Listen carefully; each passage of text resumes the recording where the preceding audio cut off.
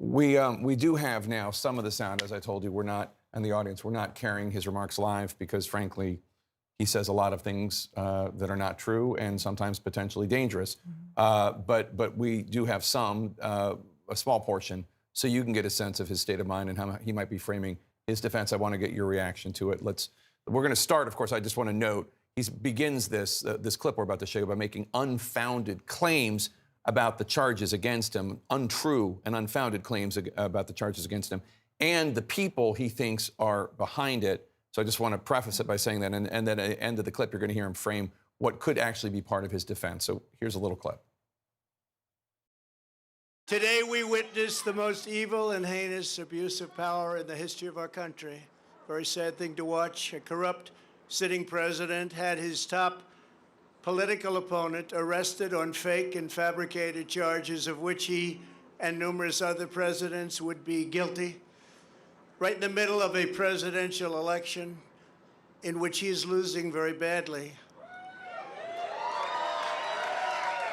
This is called election interference and yet another attempt to rig and steal a presidential election. More importantly, it's a political persecution like something straight out of a fascist or a communist nation.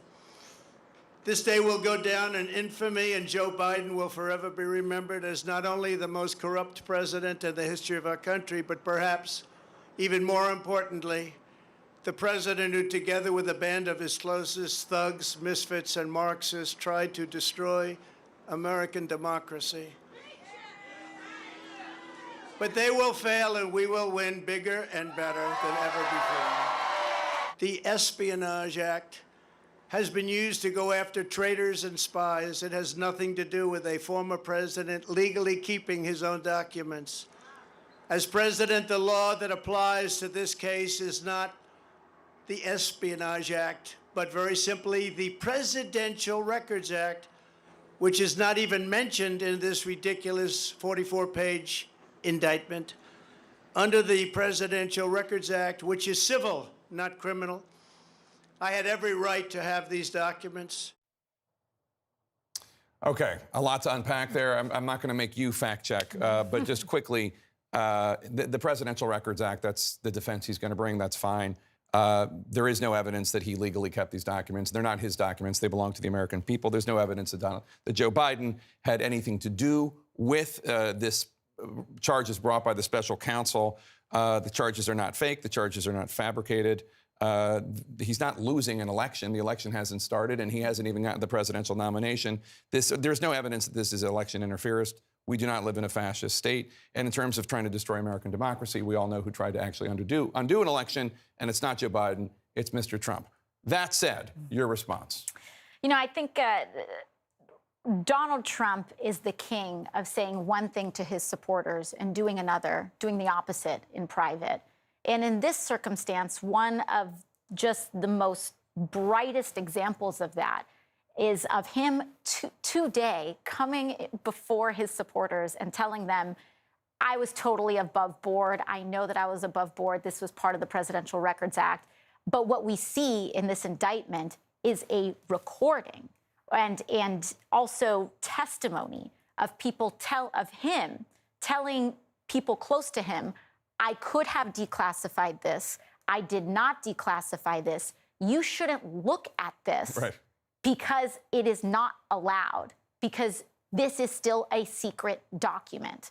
So this is just Trump in true form, in where he says one thing to his supporters, says another thing privately, but then also insinuates that he is a victim of a system that has been developed purely for his own privilege and benefit. Do you think that, I mean, we've heard some clips from Republicans on the Hill. Congressman Don Bacon, a veteran, a Republican from Nebraska. Now, he's in a swing district, but he's been very critical.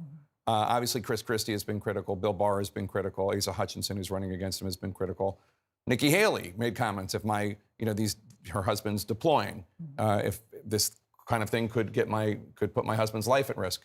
Do you see any break in the fever? I mean, have you heard from any Republicans on Capitol Hill not just the Mike Lawlers of the world who are already like Trump skeptics, but Mm-hmm. that's a congressman from New York for people who don't know. I know you know, but Republican. But I mean, from other Republicans, are people just sick of this already? You know, I do think that what is happening now is also layered into a bubbling political tension in what is happening in the House. Right now, some of the House's most staunch extremists, who are also some of Trump's most loyalist members of the House, have also ground legislating to a halt. And it seems to have been made very clear, and they have sent a direct message to Speaker McCarthy that McCarthy's either going to follow their orders or they're going to shut this whole place down.